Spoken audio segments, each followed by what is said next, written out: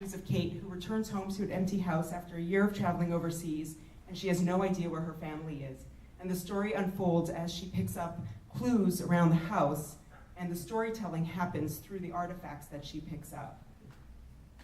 And it's very relevant to that era and that time, and the story unfolds in the papers, the notes, the letters, and by interacting with those is how that story unfolds.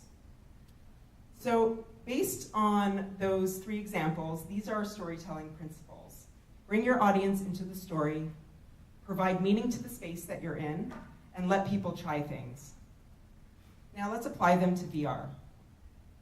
So this is, we're gonna look at a Wolves in the Walls example, which was a video that was released by Oculus Story Studio earlier in the year that really utilizes these examples.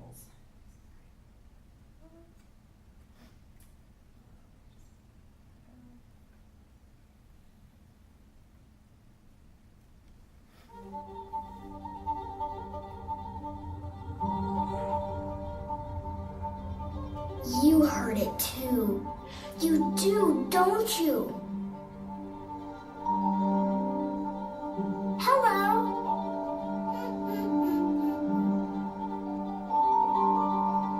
But up here, in the attic, the sounds were the loudest, especially in the dark. It's okay. You can take it.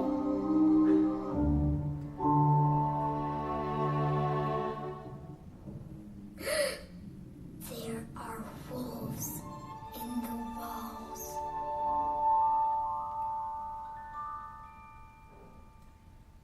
So that experience was a VR. Why am I asking you to tell her anything? She's just a puppet. Lucy patted her pig puppet's head, so she wouldn't be offended. Anyway, you know what they say about wolves? He told her. If the wolves come out of the walls, it's all over. Who says that? Okay, well, it was based on a storybook, and that was the story. So if you ever have a chance to see that in VR, it's absolutely amazing. And what we're going to look at is how they apply the storytelling principles that we just went over into the story. So basically, the narrative of the story is Lucy makes a friend for herself. Lucy asks you to listen to the walls around the attic. She gives you a camera to take pictures. She hands you a magnifying glass, and then you see the wolves. So going back to the first immersive design principle, how does Wolves in the Walls bring the audience into the story? So first Lucy draws you. You see a swirl, then your eyes come into focus, and you're looking down on a little girl character. She then realizes that you're too tall, erases you, and then draws you again with more chalk swirls, and you come into focus at her height. So she basically welcomes you into the story and sets you up as her imaginary friend. And you get to experience this feeling of wonder and then of perspective as she draws you too tall, and then her height, and then you can start to see things through her eyes. So you really start to understand her perspective. And she sets that up for you and really brings you into that story. Next, we're going to explore how she provides meaning to the space. So Lucy asks you to listen to the walls around the attic. And she introduces you to the space that you're in, and she guides you through the space, and you really start to understand why you're in the space and how the space reveals that story to you. And this is very similar to literary narratives that really set the mood with the location that you're in. Because the Wolves was tied to the storybook, they really used that book and that location to tell you about that. And then she also uses chalk drawings in the story to navigate you around the space. And then the last principle is to try things out. So she gives you a camera to take a picture. She hands you a magnifying glass to look at the pictures. So she's drawing you into the story by letting you really interact with the story, and you start to tease that out with the story. So now let's see how these principles can apply to spaces. So first in spaces, we talk about your identity and bringing your audience into the story. You're represented in VR by your avatar, so we want to make sure that you feel like you. Avatars are actually really hard to design, and if we try to make an avatar look exactly like you, there's always a risk of you falling into the uncanny valley, where the most realistic you make it, the more uncomfortable it can feel. So when designing avatars for Facebook, we've experimented with different types of avatar systems and visual treatments, animals, realistic 3D scans, abstract avatars, 3D versus flat eye textures, blocky heads versus friendlier curves. We basically tried a lot of different applications. And in the end, we landed on a charming and inviting style of avatar. And they really work well within the constraints of the VR system and allow expressiveness and self-representation without falling into the uncanny valley. And basically, how you choose you in VR is that we provide you with a bunch of your profile pictures, and then you choose the best one that represents you. We only provide you with suggestions. And then you can add accessories, glasses, facial hair, change your eye and hair color. And this is basically the easiest it's ever been to bring the real you into VR. So when your friends and family join you in your space, it really feels like you're together because you can recognize each other. Emotions are a way we express ourselves, an important part of communications. We notice that every time people take selfies, they're actually smiling in real life. But since the headset can't capture that, people were surprised and sometimes frustrated when their avatar wasn't smiling on the photo. That made us realize how much people felt connected to their avatar. So we designed for this solution that used hand gestures as a way to trigger facial expressions. For example, when you put your hands to your face, you're looking surprised. And if you align two thumbsticks together and move up, you can get an expression. Another magic moment in VR is hand interactions. Being able to hold hands, give a high five or fist bump, makes you feel like you are really with that person. We used to have a bug in spaces that caused avatars to hold hands when people joined the same space. During one of our research sessions, two participants who didn't know each other in real life were holding each other's hands. Both came out of VR blushing as if they were really held hands. We fixed that bug, but we realized how powerful VR can be as a tool to bring people closer together and make you feel like you're really there. So let's continue on to see how we can provide meaning to your environment and spaces. The table is an environmental fixture in spaces. It grounds you and your audience and provides a reliable frame of reference. The table UI provides access to many tools and settings. Like a real table, you can place objects on the surface and decorate your space also. Our early concept of spaces did not have a table, and we let people roam freely. People ended up not interacting with each other.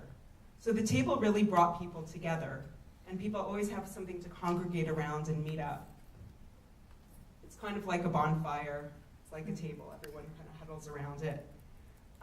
The circular table defines a place for people to sit, easy views of others to talk to, and provides a relatable context for people to have activities with others in VR.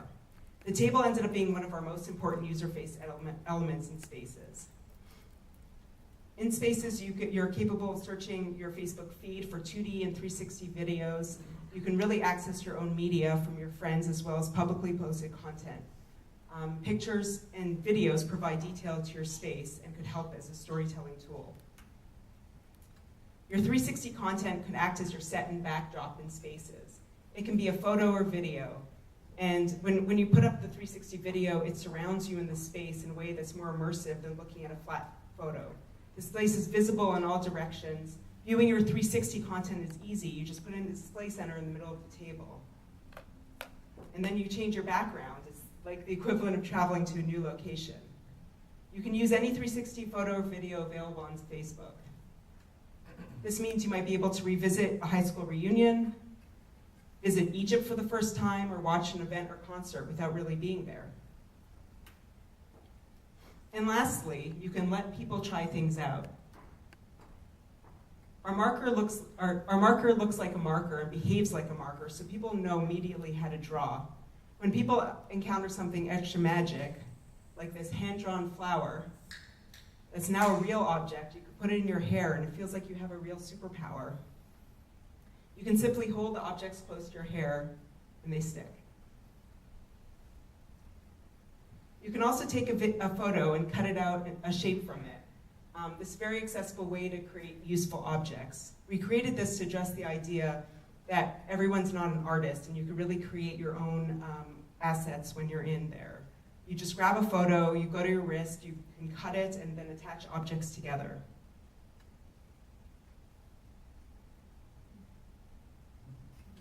And you can make hats and masks and all sorts of things.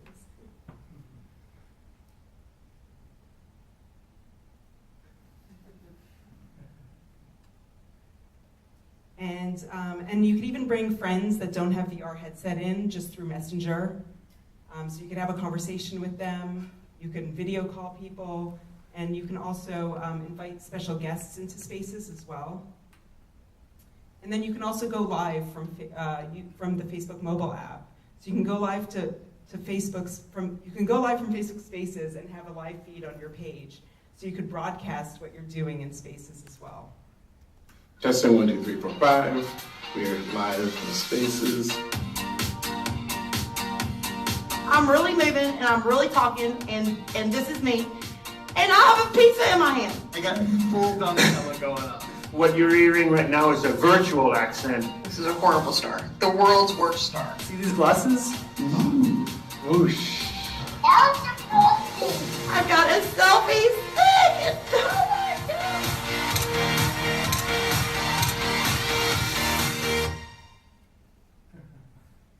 And in addition, Slate regularly runs a VR show from Spaces called Conundrums. So they interview people in VR, they get their photos from their childhood memories, and when they interview celebrities, they surprise them with 360 environments of their hometown. So just another way that people are using the Spaces tool to tell stories. And then you can also view comments from your live stream in real time.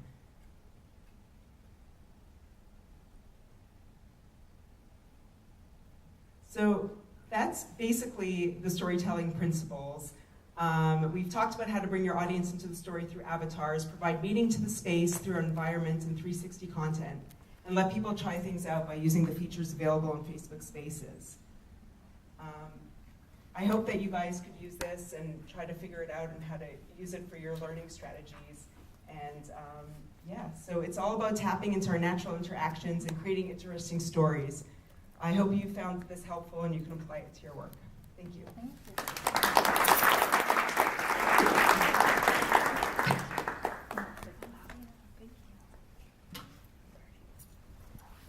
Okay, so was anyone like super inspired by that?